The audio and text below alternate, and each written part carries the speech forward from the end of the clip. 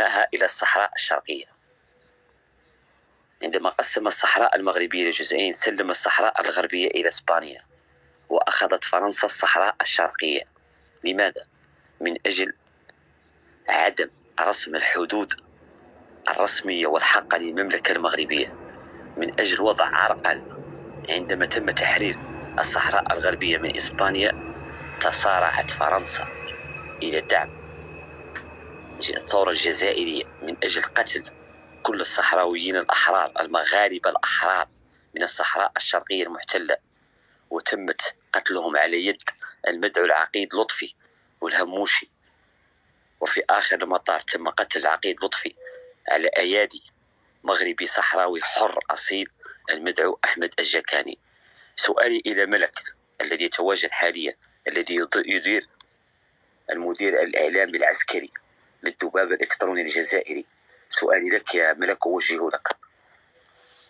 أتحداك أن تأتي باسم شهيد جزائري واحد سقط في كل من بشار أو تندوف أو العباطلة أو أم العسل أو غارة جبيلات في حقبة المستعمر الفرنسي. وسؤالي لك الثاني، ما هم أهل هذه الأرض، وما اسم هذه القبائل، وما اسم هذه العائلات؟ المعروف بأن الجزائر لديها 13 قبيلة، 3 قبائل هم أمازيغ و10 قبائل هم عرب. لماذا لم يتم إحصاء وعد قبائل الصحراء الشرقية التي تدعون بأنها جزائرية؟ لماذا لم يتم إقحام قبائل تندوف وبشار والعباضلة وأم العسل وأدرار وغارة جبيلات إلى قبائل الجزائر؟ ما هي سيادة الجزائر على تندوف وعلى بشار وعلى العباضلة؟ هذا هو سبب الخلاف يا أمكالة، وسرعان ما فبركته فرنسا وإسبانيا والجزائر ويتحدثون عن بوليزاريو وعن ما شابه ذلك. هذا ليس حقيقة. أسباب الخلاف: في أي سنة تم تأسيس جبهة البوليزاريو؟ وفي أي سنة أمكالة كانت حرب الرمال؟ وهنا سوف تكتشف التضليل الإعلامي وتزييف التاريخ. حقيقة الخلاف وأسباب الخلاف كانت حول الصحراء الشرقية. حينما قدمت فرنسا وثيقة الاستقلال، رفضوا أهل الصحراء الشرقية المغربية أن يمضوا هذه الوثيقة بأنهم ليسوا جزائريين إنما هم مغاربة. وتآمرت فرنسا وديك الساعات، اسمح لي، وديك الساعات واحد الإضافة، ديك الساعات باش ناض محمد إبراهيم بوخروبة المقبور ناض كيقتل في القبائل اللي كانت عندها بيعة العلويين. الناس اللي ناضت تقول أننا حنا كنبايعوا الملك العلوي، أنا ذاك المرحوم محمد الخامس، ناضوا هما قتلوهم. العصابة ديال بوخروبة ناضت تقتلهم. نعم، قتلوا علي صحيح كلامك، على يد العقيد لطفي. صحيح. لماذا تم قتلهم؟ لأنهم رفضوا توقيع وثيقة الاستفتاء لأنهم ليسوا جزائريين إنما مغاربة، ورفعوا الأعلام المغربية وبعثوا بوثيقة مطالبة بحماية ملكية فوريا. هذا كلام صحيح يا أمكالة، ولكن السؤال الذي يطرح الآن والذي يجب علينا كلنا أن نتحدث عنه، لماذا؟ السؤال الأول: لماذا الجزائر نظام العسكري الجزائري لا يرى فرنسا بأنه العدو الكلاسيكي؟ كما تعرف يا أمكالة، جميع دول إفريقيا وبالذات الدول الفرنكوفونية المستعمرة الفرنسي، رغم أنه يتعامل مع فرنسا ولديه علاقات مع فرنسا، إنما يرى العدو الكلاسيكي هو فرنسا. وللأسف الشديد ليست هناك شيء اسمه جزائر بتاتا، إنما هي فرنسا بعد البحار. هذه هي الحقيقة يا أمكالة. عندما يتم تحرير نعطيو كلمة، خليك معايا أخي هشام، نعطيو باش ما نخليوش الناس، راه كاين اللي خدام، كاين اللي فلسطينية ودمي مغربي. تفضل. السلام عليكم. وعليكم السلام. وين أنا أوقات يعني ما بحب أتدخل بين المغرب والجزائر، بس لما أشوف جزائري ظل يغلط على المغرب إنه مطبع وإنه خاين ومن على الحكي، واجبنا إحنا كفلسطينيين نرد عليهم. أنا بحكيكم باختصار: فلسطين أراضي للمغرب، هم حرين، بدهم يطبعوا، بدهم يدمروها، بدهم يعيشوا فيها بدهم يجيبوا كل أهل المغرب يحطوهم فلسطين، هم حرين، ما إلكم دخل. وانا كفلسطيني بدناش اياكم، احنا بدناش اياكم، ولا تيجوا على فلسطين ولا بدو تحكوا باسمنا، حلوا عنا. اللي ما له خير بجار وما له خير باي حدا. ربنا وصى على الجار قبل الدار. انتوا اليوم بتسلحوا جماعه مشان يقسموا ارض المغرب، وبنفس الوقت بدكم تحرروا فلسطين. اي ربنا ما قالها، هذا الشيء ما بيصير. بدكم تحرروا فلسطين وتقتلوا بأهلنا بسوريا. دم سوريا بركابكم انتوا اللي بتبعتوا له أسلحة. انتوا ما بعتوا مساعدات، بعتوا أسلحة على سوريا. على فكرة ليش بتفرقوا بين مسلم ومسلم؟ فيش فرق بين مسلم ومسلم. فيش فرق بين مسلم ومسلم. أنا ما بعرف بأي مدارس انتوا قريتوا ولا أنا اللي علمكم. النفاق بطلوه. حلوا عنا وحلوا عن المغرب وعن سوريا. نحن أمة عربية واحدة، بس انتوا تسقط عروبتكم. انتوا اصلا ساقطين والله العظيم يا اخي. اشي بيقهر. كل اللايفات المغرب والمغرب حاطين علم فلسطين. انا اعترفش فيكم، واي فلسطيني بيوافقكم هو يبقى خاين اصلا وعميل. انا اي واحد يوافق الجزائري على اي كلمه خاين بعتبره. مش بحاجتكم. نحن كل يوم بيطلع لنا 20 شهيد. بدناش اياكم، عنا اولادنا. وإذا صارت انتفاضة ثالثة نحن بنعرف مين رح يجي معنا يقاتل معنا. المغرب ما تركت فلسطين بحياتها، ما تركت فلسطين. لك صار خطة بالمغرب عن فلسطين، عن أطفال فلسطين شو بصير فيهم. هذا الشيء شفناه الجمعة اللي فاتت، كانت عن فلسطين بالمغرب. انتم أصلا لا، انتم بتدعموا الشيعة، انتم مش مسلمين. أنا بطالب شيوخ المغرب يروحوا على الجزائر يعلموهم الإسلام، ينشروا الإسلام عندهم، لأنكم أمي ضاعت. والله يرحم الحسن الثاني لما حكى يا بترضوا بحدود 67 أو بنفوت على اليهود بالعصي. حكى بالعصي لأنه واثق عندهم رجال. نص أهل غزة عايشين من خير المغرب، نص أهل الضفة الغربية من خير المغرب كمان. أنتوا ما شفنا منكم شيء.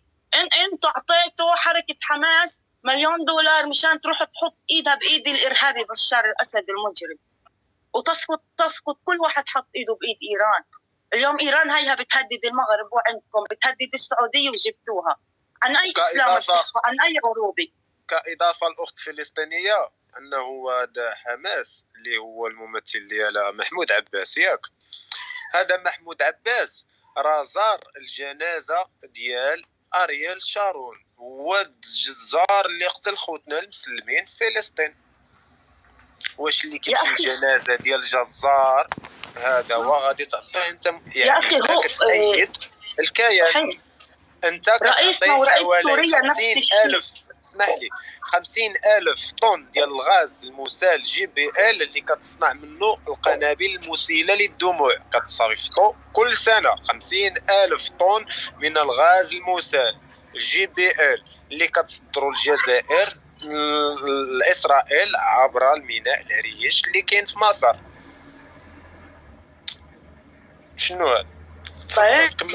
يعني آخر شيء عرفنا إنه الجزائر حابس الفلسطينيين بتطردهم. هذا طلب من وين؟ طلب من حكومة إسرائيل. كذبوا هذا الإشي، اطلعوا كذبوه. لك عملتوها 100 مرة تكم تريدوا تعملوها. بقيتوا أكثر دول أنتوا بتساعدوا أصلا الاحتلال. اليوم كمان بدها الجزائر تبني قنصلية بين حدود فلسطين ولبنان. طب هو الطير ما بيقدر يمرق من هناك. ما انتم مطبعين وانتم اصلا بتشاركوا بدم الفلسطيني. تحية المغرب. اذا العالم باع فلسطين فالمغرب اشترتنا. انا شايف ان المغرب اشترتنا. وفد نسائي من المغرب بيجي على فلسطين، على مدينة أريحة، بيعطي نساء فلسطين مبلغ يكفيهم سنة كاملة. أنا بشوف شباب من المغرب بالقدس كل ما يصير شيء بيجي أهل المغرب. انتوا وينكم عنا؟ اللي خان المغرب وخان سوريا خان فلسطين. نحن ما بنقبلش فيكم. بعدين فلسطين جزء صغير من سوريا، اسمها سوريا الكبرى. احنا كلنا شاميين، بس حسبي الله ونعم الوكيل فيكم. تحيا المغرب، والله يبعد عنها كل أذى ويبعد عنها كل شر، وإن شاء الله بضل عامري برجالها وملكها وظل عامري بنسائها، وإن شاء الله بياخذ من عمرنا كلنا، بيعطي لعمر ملك المغرب، الله يطول بعمره. وإحنا نتمنى أصلا هو يجي يحكم فلسطين، والله العظيم هذا كل فلسطيني شريف بتمنى. أنا أخي نزلني معكم. خيرا الأخت، مرحبا بك. بس كلمة صغيرة، أنا أخي بس كلمة بدي أنزل، مش إذا شفنا ملك المغرب نبوس إيده، نبوس إيد كل واحد مغربي، هاي لأنه شرف إنه واقفين معنا، هم أهلنا، اختلط الدم الفلسطيني والمغربي. بس أنا ما بيشرفني إني أصلا أمسك علم الجزائر ورا أذكر اسمكم، ما بيشرفني، أقسم بالله. من اللي شفناه منكم اليهود أحسن منكم، في يهود اليوم مع فلسطين أحسن، اليهود أشرف منكم يا جزائريين. نزلني أخي. مرحبا بك الأخت، مرحبا بك. على أي التوضيح، العلاقات الإسرائيلية المغربية راه دارت بزاف الأمور لصالح الشعب الفلسطيني. راه حتى شي دولة ما طبعت مع إسرائيل، وكان ديك التطبيع ديالها فيه إفادة للإخوة الفلسطين. حتى شي دولة من غير المغرب بوحدها، المغرب بوحدها اللي عندها الزعامة، كتزعم وكتهضر وكتدخل وكتحط قرارات وكيتنفذوا. ملي تشوف دولة كإسرائيل كتنفذ القرارات ديال المملكة المغربية الشريفة، هنا كتعرف القوة والوزن ديال الدولة. تفضل عابر السبيل، مرحبا بك. مرحبا وسهلا خويا مقالة، حياكم الله وجمعة مباركة. مرحبا الصحراء ماروك والنبي بخير. مرحبا السي عبد الحميد الدكالي. مرحبا المشاهدين والمشاهدات والمستمعات، حياكم الله. والله يشكرك خويا مقالة على الاستقبال، والناس يجي بخير. وهذا يعني اسم على مسمى مقالة. بالتالي هنا ربما السؤال، واسمحوا لي وان كنت في الشغل يعني كنت اغادر بعض الاحيان، يعني هذا سبب الخلاف بين المغرب والجزائر. يعني هذا الخلاف يعني صراحه اخ الصحراء يعني كثير من النقاط، وهناك نقاط يعني كثيره جدا في سبب الخلاف، نقاطات يعني تعود الى زمن غابر، ليست بوجود الدوله الجزائريه بقدر ما ان وجود الحاكم الفعلي للدوله الجزائريه التي هي فرنسا. وبالتالي كما اشرت دائما وكما تدخلت دائما اقول انه الخلاف حول ما يسمى بالسياده والتبعيه. يعني هناك المغرب بلد سياده، والجزائر يبحث له عن سياده ويبحث له عن هويه، ثم مساله التبعيه. هذه الامور فرنسا ارادت من مستعمراتها يعني تماشيا مع المشروع السابق لفرنسا التي كانت حاولت ان تؤسس ما يسمى ب افريقيا الفرنسيه، وكانت الجزائر هي يعني راس الحربه وبؤره انتشار هذا المشروع الفرنسي الذي اتجه نحو افريقيا. ولكن هنا المغرب كان دائما محمد الخامس يرفض، إضافة بعض القادة الأفارقة يرفضوا هذا المشروع الفرنسي. إذا الآن نرى حتى أنه في هذه الظرفية الحالية المغرب بلد سيادة رفض الآن يحارب ويخرج من التبعية ويخرج من التحكم الفرنسي.